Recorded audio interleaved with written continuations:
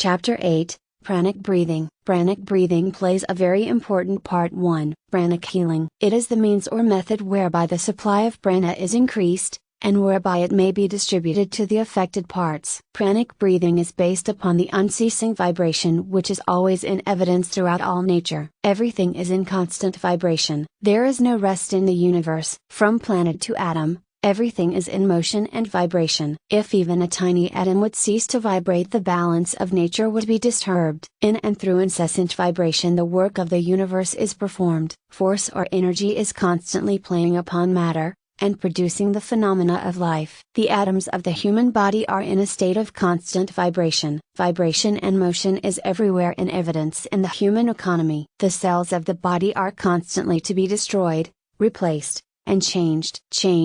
Change everywhere and always. Rhythm pervades the universe. Everything from the greatest sun to the tiniest atom is in vibration, and has its own particular rate of vibration. The circling of the planets around the sun, the rise and fall of the sea, the breathing of the heart, the ebb and flow of the tide, all follow rhythmic laws. All growth and change is in evidence of this law. Our bodies are subject to this law, as well as are all other forms of matter. And upon an understanding of this law of rhythm depends largely the yogi theory of breath, and pranic healing. By falling in with the rhythm of the atoms of which the body is composed, the yogi manages to absorb a great amount of prana, which he disposes of to bring about the results desired by him. The body which you occupy is like a small inlet running into the land from the sea. Although apparently subject only to its own laws, it is really subject to the ebb and flow of the tides of the ocean. The great sea of life is swelling and receding, rising and falling, and we are responding to its vibrations and rhythm.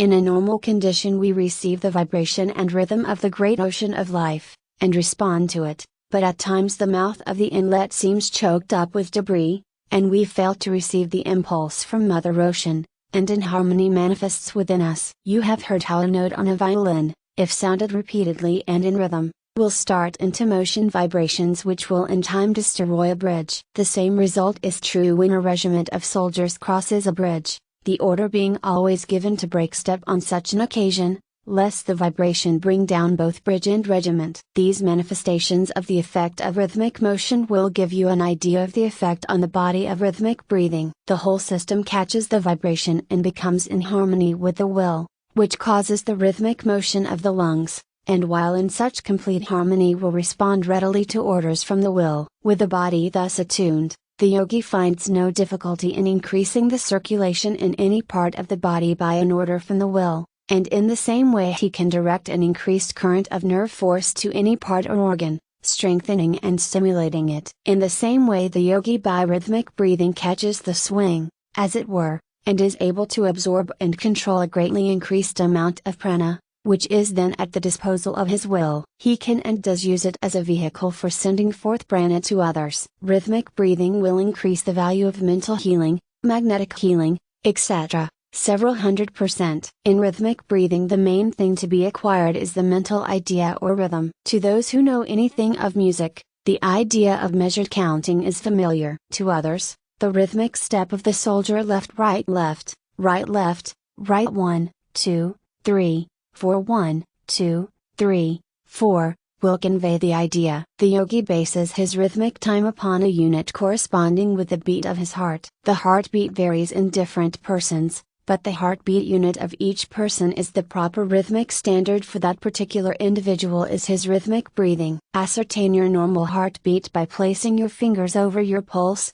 and then count 1, 2, 3, 4, 5, 6 1, 2, 3, 4, 5, 6, etc., until the rhythm becomes firmly fixed in your mind. A little practice will fix the rhythm, so that you will be able to easily reproduce it. The beginner usually inhales in about 6 pulse units, but he will be able to greatly increase this by practice. The yogi rule for rhythmic breathing is that the units of inhalation and exhalation should be the same, while the units for retention and between breaths should be 1/2 the number of those of inhalation and exhalation. The following exercises in rhythmic breathing should be thoroughly mastered, as it forms the basis of numerous other exercises, to which reference will be made later. Rhythmic breathing. 1. Sit or stand, in an easy posture, being sure to hold the chest, Neck and head as nearly in a straight line as possible, with shoulders slightly thrown back and hands resting easily on the lap. In this position the weight of the body is largely supported by the ribs and the position may be easily maintained. The yogi has found that one cannot get the best effect of rhythmic breathing with the chest drawn in and the abdomen protruding. 2.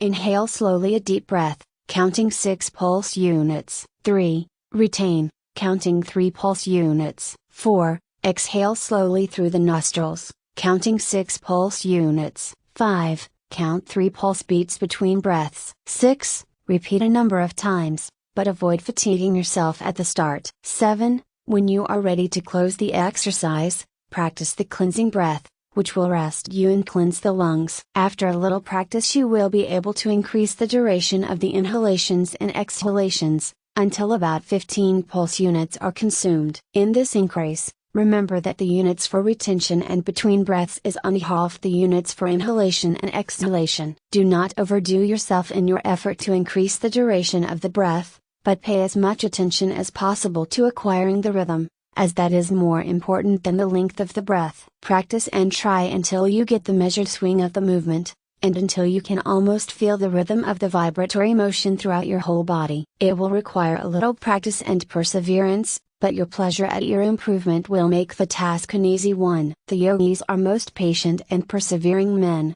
and their great attainments are due largely to the possession of these qualities. The following will give you a general idea of the use of the breath in pranic healing. General directions. The main principle to remember is that by rhythmic breathing and controlled thought you are enabled to absorb a considerable amount of prana, and are also able to pass it into the body of another person, stimulating weakened parts and organs and imparting health and driving out diseased conditions. You must first learn to form such a clear mental image of the desired condition that you will be able to actually feel the influx of prana, and the force running down your arms and out of your fingertips into the body of the patient. Breathe rhythmically a few times until the rhythm is fairly established, then place your hands upon the affected part of the body of the patient, letting them rest lightly over the part. Then breathe rhythmically, holding the mental image that you are fairly pumping prana into the diseased organ or part, stimulating it, and driving out the diseased conditions, just as one may pump clear water into a pail of dirty water,